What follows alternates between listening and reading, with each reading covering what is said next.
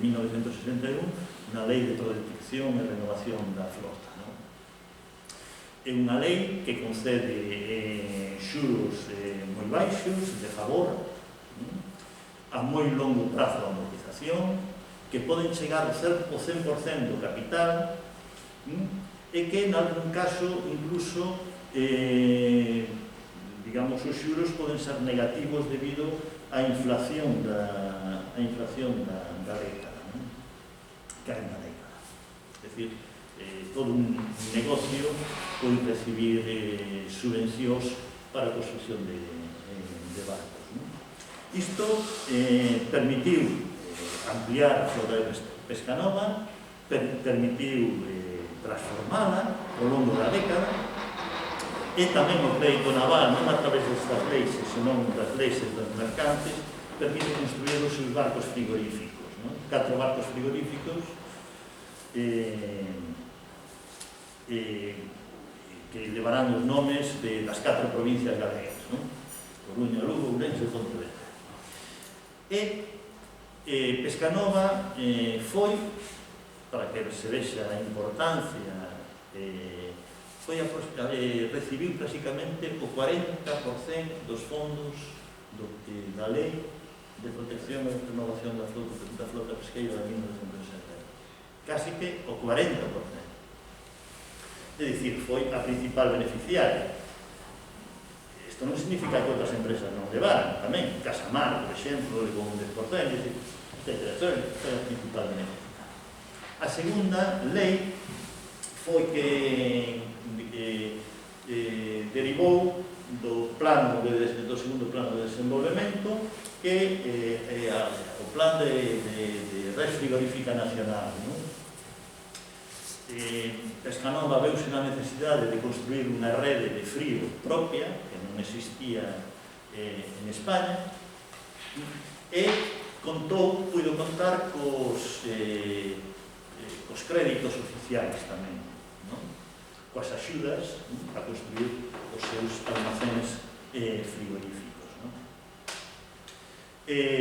Construir almacéns frigoríficos, desenvolve tamén toda unha frota de camións frigoríficos e instala arcóns frigoríficos nas tendas de ultramarinos.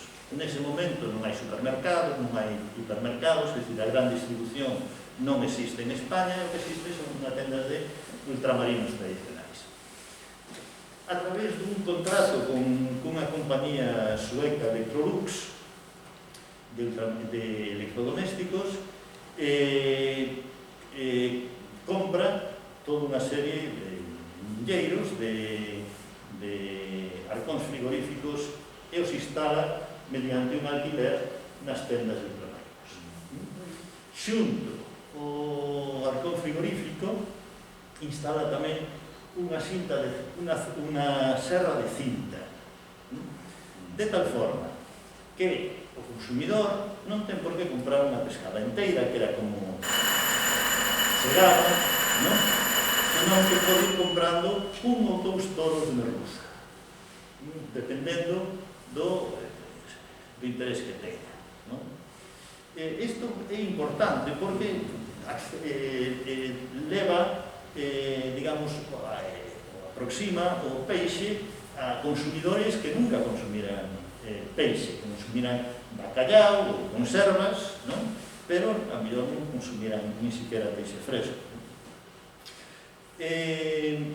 O que fai, en certa medida, é seguir o mesmo esquema que seguiran en Estados Unidos General Foods nos anos 30 para desenvolver o congelado, ou a Norwegian Frozen Fish nos 50, unha cooperativa que fixera o mesmo exactamente en Noruega.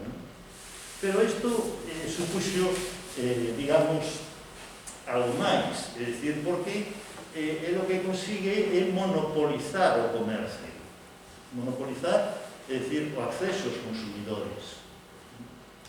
Por lo tanto, isto lle permite obter unha información continuada, detallada de todos os mercados, e ademais constitúe unha barreira de entrada infranqueable prácticamente para os digamos, competidores, para os outros competidores, ou os posibles competidores.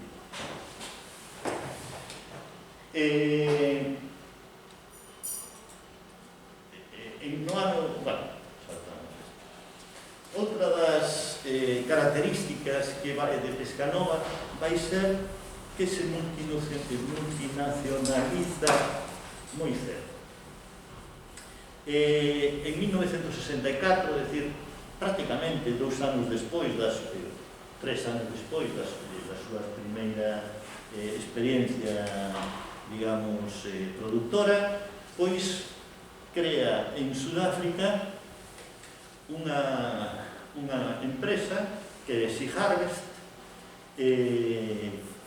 asociada Pescanova cunha empresa de conservas holandesa, unha empresa conserveira holandesa, Sea Harvest Enterprise, e unha empresa de transporte de carne congelada, cold storage.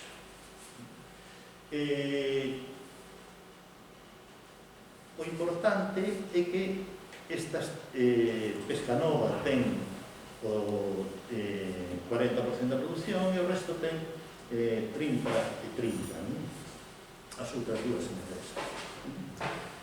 O ano seguinte abren unha factoría en Saldanha Bay en 1965 que ten peiraos en un complexo pesqueiro, digamos, moi importante, porque ten peiraos para os atracos dos buques de peixe fresco, están conectados coa planta procesadora, ten liñas automatizadas destinadas á produción de filetes de peixe, de barras, de bloques de congelado para o seu procesado secundario en mercados que se exportan desde Sudáfrica, instalacións para peixe afumado que en África son grandes consumidores, unha planta que aproveita para producir farina por residuos dos peixes, o maior almacén frigorífico do país e unha conexión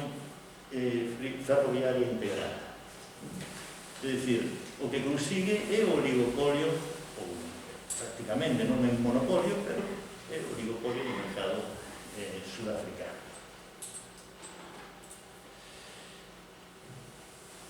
E isto, estamos no ano 65.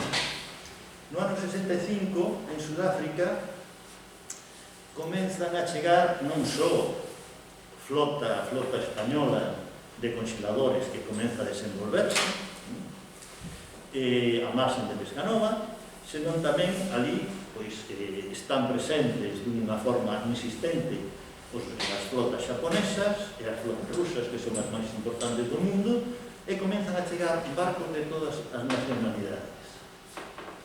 Alemania Democrática, Yugoslavia, Israel, Polonia, é dicir, Portugal, é dicir, dos sitios, prácticamente todas as nacionalidades caen ali cos seus barcos para pescar en augas de Sudáfrica e dunha semicolonia que é Namibia, en augas de Namibia, que son moi ricas as augas tanto de Sudáfrica como de Pescanova utiliza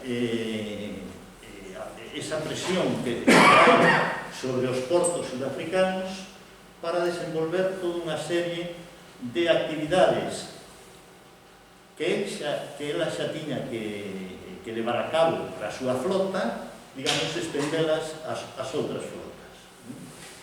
Servicios de porto, de carga-descarga, consignación, almacenamento, víveres, reparacións, pero non só reparacións mecánicas, sino electrónicas, asistencia en cuestións de transportes aéreos, por exemplo. Todas as tripulacións hai que unha vez ao ano ou 2 veces ao ano teñen que ir os destinos, o seu orixe e volver, etc. Pescanova desenvolve unha serie de empresas, algunhas con Sea Harvest, asociada con Sea Harvest, outras de forma independente, e se convierte na infraestructura da pesca en Sudáfrica, das flotas pesqueiras en Sudáfrica. E non tarda moito en que se peche o canal de Suez, pola Guerra dos 6 días. Entón, se convirte tamén en, digamos, nun sitio clave para todos os barcos que teñen problemas e que atravesan o cabo África, o cabo de Boa Esperanza. Por lo tanto, a eles tamén les proporcionan servicios de reparacións, servicios moi diversos, ¿no? de consignacións, sobre todo de reparacións. ¿No? En 1967, tamén xusto nese ano, en España comeza a producirse unha crise do conxelado. O desenvolvemento da flota de congeladores en España, o que provoca é unha acumulación de stocks e unha caída de prezos. Unha caída de prezos moi intensa. Ante isto, Pescanova o que vai facer é reforzar a súa multinacionalización cara a dous países. Bueno, cara a un país naquele momento ainda era provincia. Cara a Camerún, en sociedade co Estado de Camerún, en sociedade cunha compañía holandesa que é a Compañía Comercial Holanda-Africana, crean SIPE, Sociedade Internacional de Pesca do Camerún, e a outra é Afripesca, en Guinea Ecuatorial, que tamén en asociación coa Compañía Comercial Holanda-Africana, que é unha compañía que se dedica ao comercio de madeiras, cacao, café, etc. E que lle proporciona a Pescanova todo o que son os transportes para o interior, cara ao interior destes países. Porque esta empresa, digamos, contacta coas plantacións e Pescanova pois lle vende o peixe a estas plantacións. E ao mesmo tempo, tanto Afripesca en Guinea como de Camerún teñen acceso aos mercados regionais do Golfo de Guinea. Por tanto, Pescanova para eles digamos, ubicarse en unha posición fundamental. Debido tamén a esta crise do congelado, outra estrategia que adopta Pescanova é desenvolver novas producións. Básicamente, a produción ata entón da pesca congelada, tanto de Pescanova como española, era, quitando algún congelador de Huelva, era basicamente pescada enteira. E agora Pescanova va a desenvolver dúas líneas, unha de cefalópodos e outra, digamos, de langostinos. A partir de 1970, cun contrato que firma cunha empresa xaponesa, a Tallo, pois abastece de cefalópodos o Banco Sahariano. Desplaza o seu barco factoría ao Banco Sahariano e toda a flota española cae no Banco Sahariano, tanto do Gran Sol como de outros puntos, todos os barcos máis antiguos, máis de madeira, tal, para abastecer digamos, o Galicia e empresas que están situadas nas Palmas, con destino no mercado xaponés. E ademais vai a desenvolver a súa distribución, a súa rede de distribución e o marketing, non? Va a desenvolver refritos, filetes, en peles en espiña, preparados de peixe, e tamén accede a novos segmentos de consumidores, novos grupos de consumidores, os que se chaman os grandes consumidores. Por exemplo, o sector exército, hospitais, colexios, etc. Isto o que vai a dar lugar é que, digamos, necesite todo un sistema de prestacións diferente. E ao mesmo tempo, pois, as novas producións as vai a anunciar a través do emprego masivo da publicidade, unha publicidade que na época é basicamente de prensa, de anuncios en prensa. E anuncian, sobre todo, as anillas de calamar. As anillas de calamar, deses calamares que toma Ayuso en Madrid,